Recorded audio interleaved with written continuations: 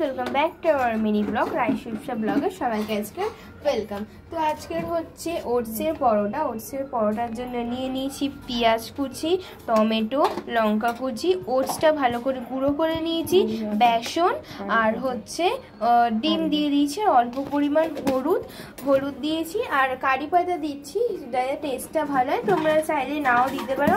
আর সামান্য পরিমাণ চিনি দিয়ে দিচ্ছি, যে যেমন ঝাল খাবে আর যে যেমন মিষ্টি সেটা তার পরিমাণ মতোই দিয়ে দেবে।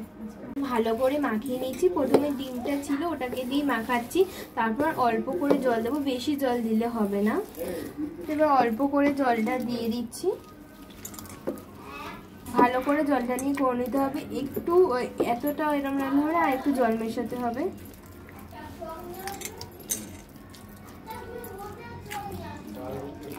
তো আমি আর কোনো এতে রাত্রিবেলা ডিনার করবো। একবারে জল দিলে হবে না, আস্তে আস্তে করে জল দিয়ে তারপর ভালো করে নিয়ে এই যে আমাদের ব্যাটারটাও মানে পুরো রেডি। এটাকে ভাজবো।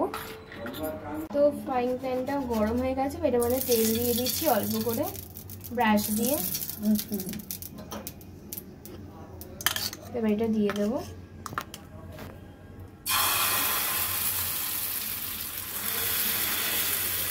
পুরো চারিদিকে ছড়িয়ে দিতে হবে, নাহলে এক জায়গায় থাকলে এটা সিদ্ধ হবে না।